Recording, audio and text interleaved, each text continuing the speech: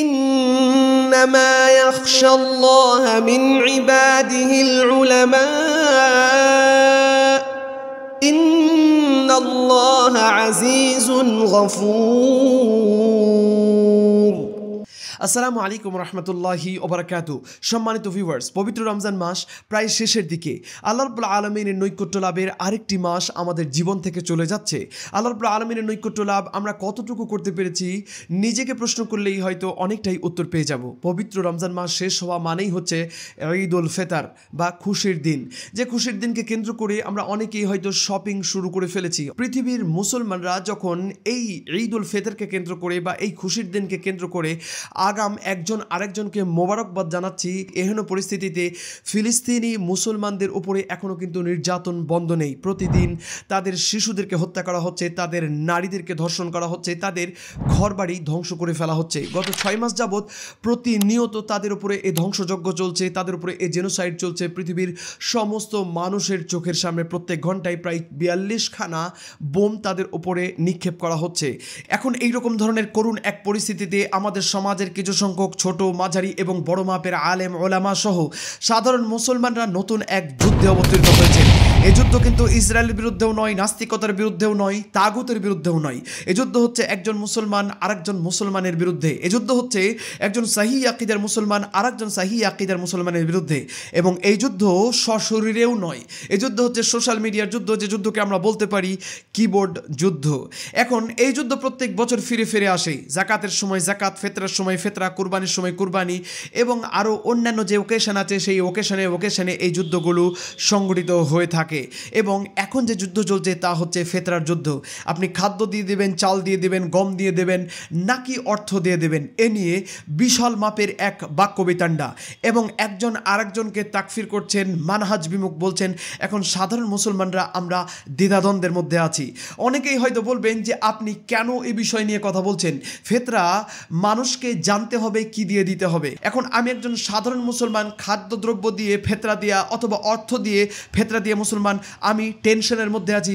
আসলে আমি কি মানহাজ বিমুখ হয়ে গেছি কিনা? আলেম ওলামাদের এই সমস্ত আলোচনা হয়তো 4 দেয়ালের মধ্যে হওয়া উচিত ছিল। তাদের এই ইলমি আলোচনা নিজেদের মধ্যে সীমাবদ্ধ থাকা উচিত ছিল, কিন্তু তারা সেই সীমাবদ্ধতাকে, তাদের সেই পরিসরকে বাদ দিয়ে তারা সোশ্যাল মিডিয়ার মাধ্যমে একজন আরেকজনকে গালমন্দ করতেও পিছুপা হচ্ছেন না। একজন আরেকজনকে গুমরা, একজন আরেকজনকে ইসরায়েলের দালাল, একজন আরেকজনকে তাকফির করতেও পিছুপা হচ্ছেন না। এই সমস্ত আলেম ওলামাদের কাছ থেকে সমাধানের পরিবর্তে পাচ্ছি সমস্যা, জটিলতা এবং একে অপর থেকে আমরা ক্রমেই দূরে সরে যাচ্ছি।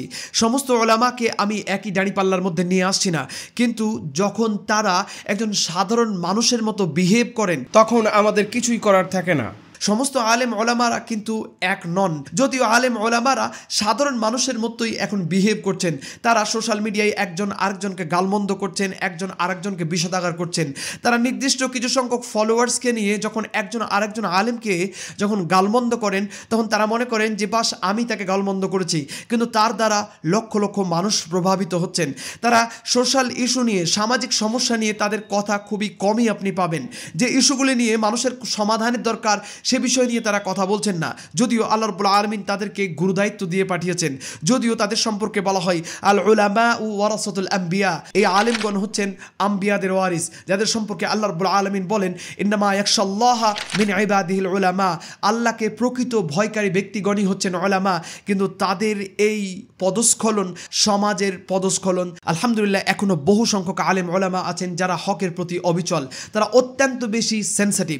সোশ্যাল ডোমেনে যখন কোনো কিছু তারা পোস্ট করেন তখন তারা ভাবেন 5 বার যে আমি এই কথাটি বলছি তার দ্বারা কোনো মানুষ প্রভাবিত হবে কিনা, তার দ্বারা কোনো মানুষ ক্ষতিগ্রস্ত হবে কিনা। হক কথা যখন আপনি বলবেন তার দ্বারা কিছু সংখ্যক মানুষ প্রভাবিত অবশ্যই হবে, কিন্তু আপনার যে ব্যক্তিগত একটি পার্সোনালিটি আছে সেটি কোনোভাবেই যাতে এক্সপ্লয়েট না হয়, কারণ আপনি হচ্ছেন ওয়ারাসাতুল আম্বিয়া। আপনি কেন একজন আলেম হয়ে অন্য একজন আলেমকে গালমন্দ করবেন?